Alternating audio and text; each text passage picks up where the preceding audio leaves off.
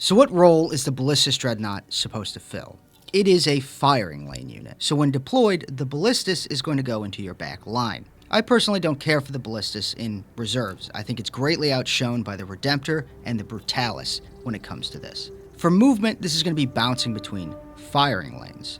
It doesn't have the heavy keyword, so it's not going to suffer too much from this. And its larger profile is going to make it easier to stay in cover and stay out of line of sight, which is going to keep this alive, which is further helped by its 2+ armor save, the standard 12 wounds for all Redemptor class Dreadnoughts. Its position in the back line can make this incredibly difficult to deal with. Before we get into its weapons, let's look at its ability. And that's going to give us a bit of a hint in what order we want to shoot this, because the Ballistus can re-roll hits to any units that are above half strength. So if it's not shooting into your Oath of Moment target, the Ballistus is the one you want to open with. What does this have for weapons? It's obviously got its 2 las cannons, providing it 2 shots. Doesn't have twin linked, but that's okay.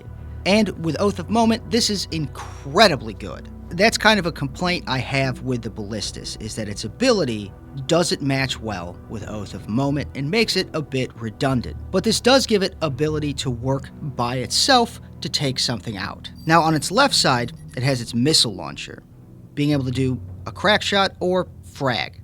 These are not overwhelming, but a nice thing to have. Can do quite a bit of damage to infantry and a little bit of extra to light vehicles or larger vehicles if you want to see if you can get that shot off. It's also got its storm bolters. And as usual with storm bolters, every Space Marine vehicle has them for the most part. Combined together, they make for some decent anti-infantry, but individually, they're just kind of meh. This doesn't really have a melee weapon other than its feet, so you really want to keep this out of melee. Screen it if you can, or use it as a way to screen reserves out. So why take a Ballistus over a Gladiator Lancer? And if you're asking yourself that question, that is a great question, because there is almost no circumstance where the Ballistus outdamages the Lancer. And what this really comes down to is survivability. Now, both of these have 12 wounds and a toughness of 10, but where things really change is the save.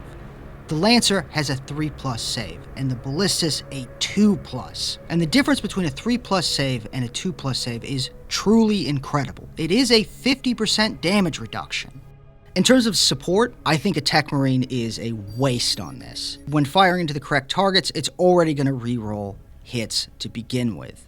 And that +1 to hit isn't going to be a huge deal. And there are much better targets your Tech Marine can heal.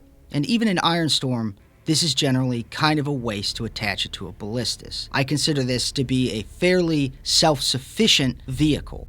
If you found this helpful at all for running your Ballistus, leave me a like, check out some of my other unit analysis videos that I have, and I'll see you around.